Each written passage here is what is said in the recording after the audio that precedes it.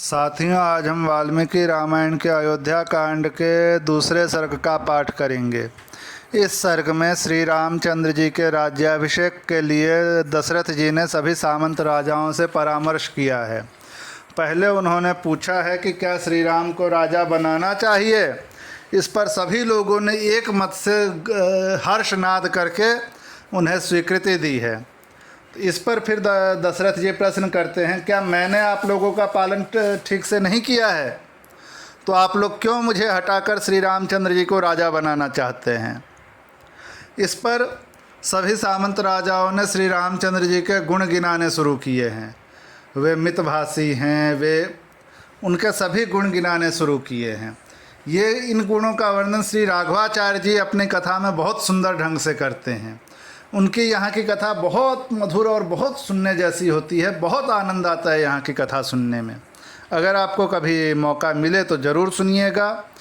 YouTube पर उनकी कथाएं उपलब्ध होती हैं, तो एक बार कोशिश करके सुनिएगा। यहाँ का प्रसंग वे बहुत मधुर रूप से कहते हैं। तो चलिए हम दूसरे सर्ग की कथा शुरू करते हैं। श्री सीतारामचंद्राभ्यां नमः। श्रीमद् वाल्मीकि रामायणम अयोध्या कांडम द्वितीय सर्ग। राजा दशरथ द्वारा श्री राम के राज्याभिषेक का प्रस्ताव तथा सभासदों द्वारा श्री राम के गुणों का वर्णन करते हुए उक्त प्रस्ताव का सहर्ष युक्तियुक्त समर्थन। उस समय राजसभा में बैठे हुए सब लोगों को संबोधित करके महाराज दशरथ ने मेघ के समान शब्द करते हुए दुंदुभि की ध्वनि के सदृश अत्यंत गंभीर एवं गूंजते हुए उच्च स्वर से सबके आनंद को बढ़ाने वाली यह हितकारक बात कही। राजा दशरथ का स्वर राजोचित, स्निग्धता और गंभीरता आदि गुणों से युक्त था। अत्यंत कमनीय और अनुपम था। वे उस अद्भुत रसमय स्वर से स्वस्थ समस्त नरेशों को संबोधित करके बोले, सज्जनों, आप लोगों को यह तो विदित ही है कि मेरे पूर्वज राजाधिराजों ने इस श्रेष्ठ राज्य का, यहाँ की प्रजा का किस प्रकार पुत्र की भांति पालन किया था। समस्त इक्ष्वाकु वंशी नरेशों ने जिसका प्रतिपालन किया है, उस सुख भोगने के योग्य संपूर्ण जगत को अब मैं भी कल्याण का भागी बनाना चाहता हूँ। मेरे पूर्वज जिस मार्ग पर चलते आए हैं, उसी का अनुसरण करते हुए मैंने भी सदा जागरूक रहकर समस्त प्रजाजनों की यथाशक्ति रक्षा की है। समस्त संसार का हित साधन करते हुए मैंने इस शरीर को श्वेत राज छत्र की छाया में बूढ़ा किया है। अनेक सहस्र 60,000 वर्षों की आयु पाकर जीवित रहते हुए अपने इस जरा जीर्ण शरीर को अब मैं विश्राम देना चाहता हूँ।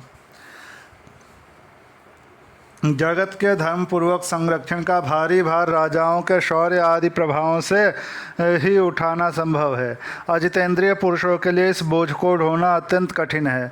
मैं दीर्घ काल से इस भारी भार को वहन करते करते थक गया हूँ। इसलिए यहाँ पास बैठे इन संपूर्ण श्रेष्ठ द्विजों की अनुमति लेकर प्रजाजनों के हित के कार्य में अपने पुत्र श्री राम को नियुक्त करके अब मैं राज्य कार्य से विश्राम लेना चाहता हूँ। मेरे पुत्र श्री राम मेरी अपेक्षा सभी गुणों में श्रेष्ठ हैं। शत्रुओं की नगरी पर विजय पाने वाले श्री रामचंद्र बल पराक्रम में देवराज इंद्र के समान हैं।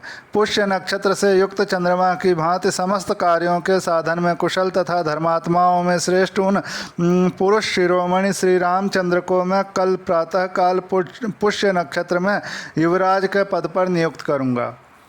लक्ष्मण के बड़े भाई श्रीमान राम आप लोगों के लिए योग्य स्वामी सिद्ध होंगे। उनके जैसे स्वामी से संपूर्ण त्रिलोकी भी परम सनाथ हो सकती है। ये श्री राम कल्याण स्वरूप हैं। इनका शीघ्र ही अभिषेक करके मैं इस भूमंडल को तत्काल कल्याण का भागी बनाऊंगा। अपने पुत्र श्री राम पर राज्य का भार रखकर मैं सर्वथा क्लेश रहित निश्चिंत हो जाऊंगा। यदि मेरा यह प्रस्ताव आप लोगों को अनुकूल जान पड़े और यदि मैंने यह अच्छी बात सोची हो, तो आप लोग इसके लिए मुझे सहर्ष अनुमति दें अथवा बतावें कि मैं किस प्रकार से कार्य करूं। यद्यपि यह श्री राम के राज्याभिषेक का विचार मेरे लिए अधिक प्रसन्नता का विषय है, तथापि यदि इसके अतिरिक्त भी कोई सबके लिए हितकर बात हो तो आप लोग उसे सोचें, क्योंकि मध्यस्थ पुरुषों का विचार एक पक्षीय पुरुष की अपेक्षा विलक्षण होता है। कारण कि वह पूर्व पक्ष और अपर पक्ष को लक्ष्य करके किया गया होने के कारण अधिक अभ्युदय करने वाला होता है। राजा दशरथ जब ऐसी बात कह रहे थे उस समय वहाँ उपस्थित नरेशों ने अत्यंत प्रसन्न होकर उन महाराज का उसी प्रकार अभिनंदन किया जैसे मोर मधुर केकारों फैलाते हुए वर्षा करने वाले महामेघ का अभिनंदन करते हैं। तत्पश्चात समस्त जन समुदाय की स्नेहमयी हर्षध्वनि सुनाई पड़ी। वह इतनी प्रबल थी कि समस्त पृथ्वी को कपाती हुई सी जान पड़ी। धर्म और अर्थ के ज्ञाता महाराज दशरथ के अभिप्राय को पूर्ण रूप से जानकर संपूर्ण ब्राह्मण और सेनापति नगर और जनपद के प्रधान व्यक्तियों के साथ मिलकर परस्पर सलाह करने के लिए बैठे और मन से सब कुछ समझकर जब वे एक निश्चय पर पहुंच गए तब बूढ़े राजा दशरथ से इस प्रकार बोले, पृथ्वीनाथ, आपकी अवस्था कई हजार वर्षों की हो गई, आप बूढ़े हो गए, अतः पृथ्वी के पालन में समर्थ अपने पुत्र श्री राम का अवश्य ही युवराज के पद पर अभिषेक कीजिए। रघुकुल के वीर महाबलवान महाबाहु श्री राम महान गजराज पर बैठकर यात्रा करते हों और उनके ऊपर श्वेत छत्र तना हुआ हो, इस रूप में हम उनकी झांकी करना चाहते हैं। उनकी यह बात राजा दशरथ के मन को प्रिय लगने वाली थी। इसे सुनकर राजा दशरथ अनजान से बनकर उन सबके मनोभाव को जानने की इच्छा से इस प्रकार बोले, राजागण, मेरी यह बात सुनकर जो आप लोगों ने श्री राम को राजा बनाने की इच्छा प्रकट की है, इसमें मुझे यह संशय हो रहा है जिसे आपके समक्ष उपस्थित करता हूँ। आप इसे सुनकर इसका यथार्थ उत्तर दें।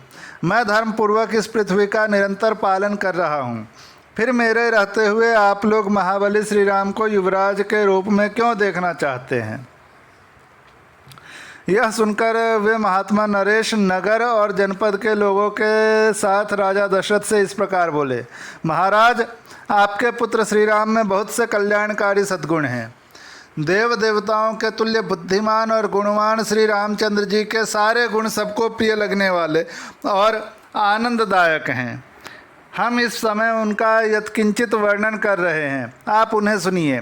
प्रजानाथ, सत्य पराक्रमी श्री राम देवराज इंद्र के समान दिव्य गुणों से संपन्न हैं।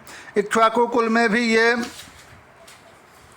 सबसे श्रेष्ठ हैं। श्री राम संसार में सत्यवादी, सत्यपरायण और समस्त पुरुष हैं। श्री राम संसार में सत्यवादी, सत्यपरायण और सत्पुरुष हैं। साक्षात श्री राम ने ही अर्थ के साथ धर्म को भी प्रतिष्ठित किया है। ये प्रजा को सुख देने में चंद्रमा की और क्षमा रूपी गुण में पृथ्वी की समानता करते हैं। बुद्धि में बृहस्पति और बल पराक्रम में साक्षात शचीपति इंद्र के समान हैं। श्री राम धर्मज्ञ, सत्य प्रतिज्ञ, शीलवान, अदोषदर्शी, शांत, दीन दुखियों को सांत्वना प्रदान करने वाले, मृदुभाषी, कृतज्ञ, जितेंद्रिय, कोमल स्वभाव वाले, स्थिर बुद्धि, सदा कल्याणकारी, असूया रहित, समस्त प्राणियों के प्रति प्रिय वचन बोलने वाले और सत्यवादी हैं। वे बहुश्रुत विद्वानों, बड़े बूढ़ों तथा ब्राह्मणों के उपासक हैं, सदा ही उनका संग किया करते हैं। इसलिए इस जगत में श्री राम की अनुपम कीर्ति, यश और तेज का विस्तार हो रहा है। देवता, असुर और मनुष्यों के संपूर्ण अस्त्रों का उन्हें विशेष रूप से ज्ञान है। वे सांग वेद के यथार्थ विद्वान और संपूर्ण विद्याओं में भली भांति निष्णात हैं।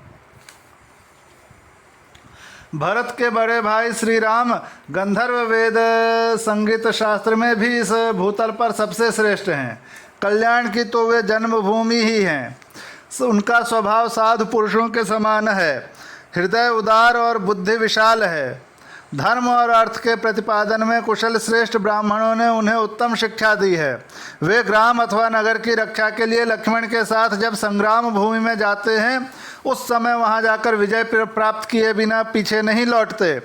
संग्राम भूमि से हाथी अथवा रथ के द्वारा पुनः अयोध्या लौटने पर वे पूर्ववासियों से स्वजनों की भांति प्रतिदिन उनके पुत्रों, अग्निहोत्र की अग्नियों, स्त्रियों, सेवकों और शिष्यों का कुशल समाचार पूछते रहते हैं। जैसे पिता अपने औरस पुत्र का कुशल मंगल पूछता है, उसी प्रकार वे समस्त पूर्ववासियों से क्रमशः उनका सारा समाचार पूछा करते हैं। पुरुष सिंह श्री राम ब्राह्मणों से सदा पूछते रहते हैं कि आपके शिष्य आप लोगों की सेवा करते हैं ना। क्षत्रियों से यह जिज्ञासा करते हैं कि आपके सेवक कवच आदि से सुसज्जित हो आपकी सेवा में तत्पर रहते हैं ना। नगर के मनुष्यों पर संकट आने पर वे बहुत दुखी हो जाते हैं और उन सबके घरों में सब प्रकार के उत्सव होने पर उन्हें पिता की भांति प्रसन्नता होती है। वे सत्यवादी महान धनुर्धर वृद्ध पुरुषों के सेवक और जितेंद्रिय हैं। श्री राम पहले मुस्कराकर वार्तालाप आरंभ करते हैं। उन्होंने संपूर्ण हृदय से धर्म का आश्रय ले रखा है। वे कल्याण का सम्यक आयोजन करने वाले हैं। निंदनीय बातों की चर्चा में उनकी कभी रुचि नहीं होती है। उत्तरोत्तर उत्तम युक्ति देते हुए वार्तालाप करने में वे साक्षात बृहस्पति के समान हैं। उनकी भौहें सुंदर हैं, आंखें विशाल और कुछ लालिमा लिए हुए हैं। वे साक्षात विष्णु की भांति शोभा पाते हैं। संपूर्ण लोकों को आनंदित करने वाले ये श्री राम शूरता, वीरता और पराक्रम आदि के द्वारा सदा प्रजा का पालन करने में लगे रहते हैं। उनकी इंद्रियां राग आदि दोषों से दूषित नहीं होती हैं। इस पृथ्वी की तो बात ही क्या है, वे संपूर्ण त्रिलोकी की भी रक्षा कर सकते हैं। उनका क्रोध और प्रसाद कभी व्यर्थ नहीं होता है। जो शास्त्र के अनुसार प्राण दंड पाने के अधिकारी हैं, उनका ये नियम पूर्वक वध कर डालते हैं, तथा जो शास्त्र दृष्टि से अवध हैं, उन पर ये कदापि कुपित नहीं होते हैं। जिस पर ये संतुष्ट होते हैं, उसे हर्ष में भरकर धन से परिपूर्ण कर देते हैं। समस्त प्रजाओं के लिए कमनीय तथा मनुष्यों का आनंद बढ़ाने वाले मन और इंद्रियों के संयम आदि सद्गुणों द्वारा श्री राम वैसे ही शोभा पाते हैं जैसे तेजस्वी सूर्य अपनी किरणों से सुशोभित होते हैं। ऐसे सर्वगुण संपन्न लोकपालों के समान प्रभावशाली एवं सत्य पराक्रमी श्री राम को इस पृथ्वी की जनता अपना स्वामी बनाना चाहती है। हमारे सौभाग्य से आपके वे पुत्र श्री रघुनाथ जी प्रजा का कल्याण करने में समर्थ हो गए हैं, तथा आपके सौभाग्य से वे मरीचि नंदन कश्यप की भांति पुत्रोचित गुणों से संपन्न हैं। देवताओं, असुरों, मनुष्यों, गंधर्वों और नागों में से प्रत्येक वर्ग के लोग तथा इस राज्य और राजधानी में भी बाहर भीतर कर आने जाने वाले नगर और जनपद के सभी लोग सुविख्यात शील स्वभाव वाले श्री रामचंद्र जी के लिए सदा ही बल, आरोग्य और आयु की शुभ कामना करते हैं। इस नगर की बूढ़ी और युवती, सब तरह की स्त्रियाँ सवेरे और सायंकाल में एकाग्रचित्त होकर परम उदार श्री रामचंद्र जी के युवराज होने के लिए देवताओं से नमस्कार पूर्वक प्रार्थना किया करती हैं। देव, उनकी वह प्रार्थना आपके कृपा प्रसाद से अब पूर्ण होनी चाहिए। नृपश्रेष्ठ, जो नील कमल के समान श्याम कांति से सुशोभित तथा समस्त शत्रुओं का संहार करने में समर्थ हैं, आपके उन ज्येष्ठ पुत्र श्री राम को हम युवराज पद पर विराजमान देखना चाहते हैं। अतः वरदायक महाराज, आप देवाधिदेव श्री विष्णु के समान पराक्रमी, संपूर्ण लोकों के हित में संलग्न रहने वाले और महापुरुषों द्वारा सेवित अपने पुत्र श्री राम जी को जितना शीघ्र हो सके प्रसन्नता पूर्वक राज्याभिषेक कीजिए। इसी में हम लोगों का हित है। इस प्रकार श्री वाल्मीकि निर्मित आर्ष रामायण आदि काव्य के अयोध्या कांड में दूसरा सर्ग पूरा हुआ।